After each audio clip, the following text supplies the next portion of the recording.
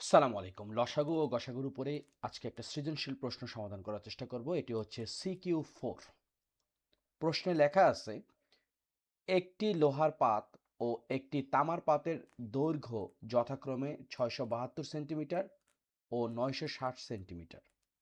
আমাদের প্রথম প্রশ্নটা হচ্ছে যে 672 ও 960 এর লসাগু বের করতে হবে।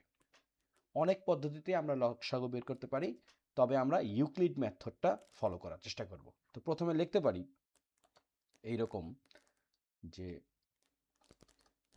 প্রদত্ত সংখ্যা, সেটা কি? সেটা হচ্ছে 672 ও 960। তো লসাগুটা আমরা বের করে ফেলি। 672 960, শুরুতে আমরা যদি 2 দ্বারা ভাগ করি, 672কে 2 দ্বারা ভাগ করলে আসবে 336। এখানে একটা বিষয় বলে রাখি, অনেক স্কুল কিন্তু ক্লাস 6 থেকে ক্যালকুলেটরে ব্যবহার করতে দেয়, তাহলে তোমার জন্য অনেক সুবিধা। আদারওয়াইজ একটু কষ্ট করতে হবে। 960কে যদি আমরা 2 দ্বারা ভাগ করি পাবো হচ্ছে 480। এরপর যদি আবার 2 দ্বারা ভাগ করি, যেহেতু দুটাই জোড় সংখ্যা, 168। আর এটা হচ্ছে 240। আরও 2 দ্বারা পারবো, এখানে আসতেছে 84। 8 দোকানে 16, 4 দোকানে 8। আর এখানে হচ্ছে 120। আবারও 2 দ্বারা করব, 4 আর 2, আর এখানে 60। 2 দ্বারা করব, এখানে 2 আর 1, আর এখানে আসতেছে 3 আর 0। এখন আর 2 দ্বারা পারবো না, তাহলে আমরা 3 দ্বারা করি, কারণ 3 7 21 আর 3 10 30। তো আমাদের এখানেই থামতে হচ্ছে। তো সুতরাং লসাগু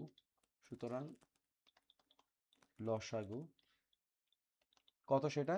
1 2 3 4 5টা 2, 1 2 3 4 5টা 2, তারপর হচ্ছে 3 গুণ 7 গুণ 10। তাহলে কত আসতেছে? বেশ বড় একটা সংখ্যা, সেটা হচ্ছে 6720। এই হচ্ছে আমাদের ক নাম্বার প্রশ্ন, লসাগু। যদি পারি বা এই প্রশ্নটা যদি আসে, আমরা 2 পাবো। খ নাম্বার বলছে, পার্ট দুইটি থেকে কেটে নেওয়া একই মাপের সবচেয়ে বড় টুকরার দৈর্ঘ্য কত হবে? মূল বিষয়টা হচ্ছে, এই হচ্ছে আমাদের একটা লোহার পাত, আর একটা হচ্ছে আমাদের তামার পাত, তাই তো? তো আমাদের কাটা শুরু হয়েছে এরকম ভাবে। এরকম কাটা শুরু হইলে যে বড় পাতটা হচ্ছে, এখানে তো অনেকগুলো টুকরো হবে, এখানে অনেকগুলো টুকরো হবে, বাট একটা কমন টুকরা তো হবে। সেটা কত? বা বড় টুকরা যেটা আছে সেটা কত? তো আমরা লিখতে পারি এইরকম ভাবে, আমাদের যখন এরকম কমন কিছু বের করতে বলবে যে একই মাপের বা একই সাথে, তখন আমাদের যে কাজটা করতে হবে সেটা হচ্ছে গসাগু। তাহলে আমরা লিখতে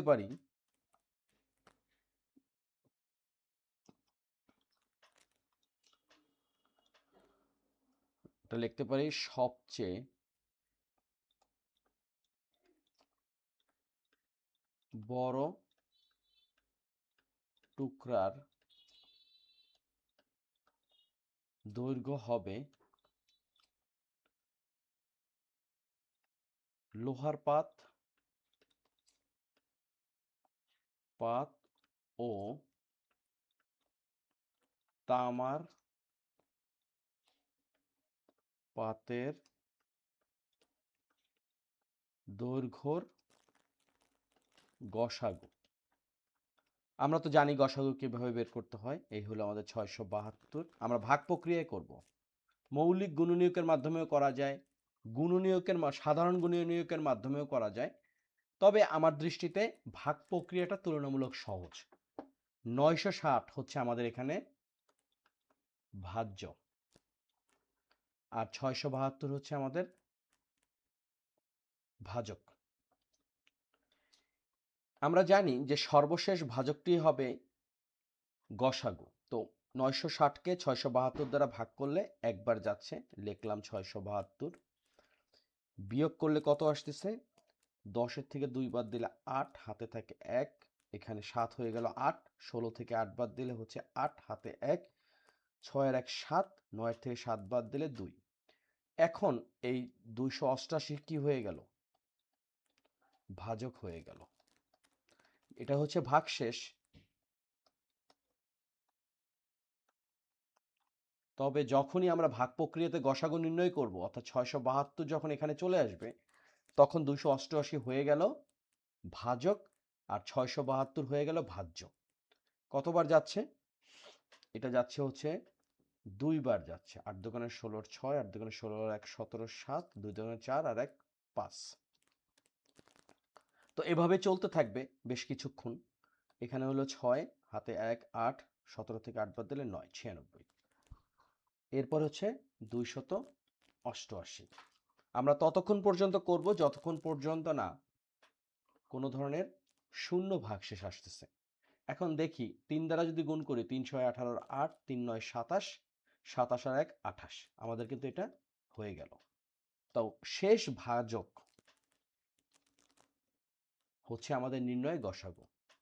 তাহলে লিখতে পারি যে সুতরাং 672 ও 960 এর গসাগু কত? 96। তাহলে কি দাঁড়ালো? তাহলে কেটে নেওয়া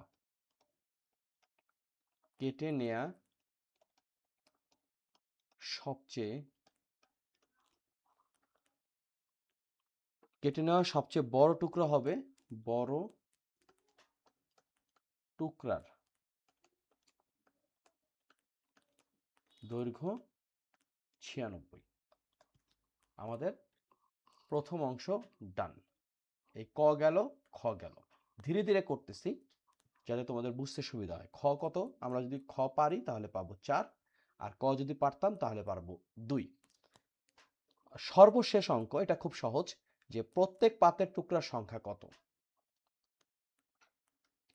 তাহলে গ নাম্বারটা আমরা যদি এখানে লিখি, যেহেতু সবচেয়ে বড় টুকরা হচ্ছে 96, তাহলে আমরা যদি লিখি যে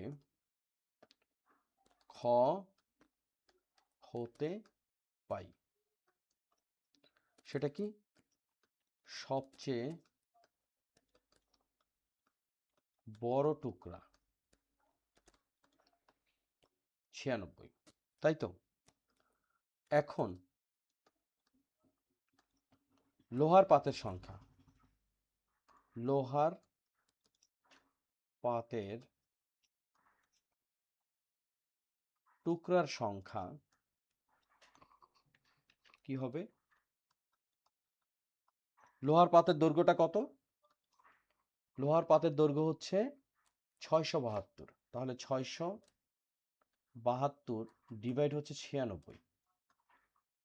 তাহলে কয়টা টুকরা পাচ্ছি আমরা? 6 7 42, 7 63 আর 4 67, অর্থাৎ 7টি। আবার তামার পাতের সংখ্যা, তামার পাতের টুকরার সংখ্যা, সেটা কত? এই যে 960, 96 যদি ভাগ করি তাহলে হবে 10টি। এই হচ্ছে আজকের অঙ্ক, গ নাম্বার। আমরা খুব সুন্দর একটা সৃজনশীল প্রশ্ন সলভ করার চেষ্টা করলাম। এই ধরনের প্রশ্ন যদি আসে, প্রশ্ন বুঝতে পারাই কিন্তু অর্ধেক অঙ্ক, আর বাকিটা হবে আমরা কেমন প্র্যাকটিস করছি সেই অভিজ্ঞতার ফসল। আমার চ্যানেলের নাম হচ্ছে সাদ এক্স। আমি নিয়মিতভাবে ষষ্ঠ শ্রেণী, সপ্তম শ্রেণী এবং অষ্টম শ্রেণীর অঙ্ক পাবলিশ করতেছি। তোমাদের যদি মনে হয় আরও অন্য ধরনের কোনো অঙ্কের প্রয়োজন, যেটা নিয়ে আমরা আলোচনা করতে পারি, প্লিজ কমেন্ট সেকশনে জানাবে। আর একটা জিনিস, আমার ইমেল অ্যাড্রেস হচ্ছে AU রাজীব, আমার নাম হচ্ছে রাজীব @homeofmath@gmail.com। আর একটা বিষয় বলে রাখি, সেম একটা ফেসবুক পেজ আছে এই সাদেক্স নামে। তোমরা চাইলে সেখানেও ইনবক্স করতে পারো কোনো সমস্যা হলে। তো তোমরা সবাই ভালো থাকো, সুস্থ থাকো, চ্যানেলটি সাবস্ক্রাইব করবে, পেজের মাধ্যমে দেখলে ফলো করবে এবং পাশেই থাকবে। অনেক ধন্যবাদ।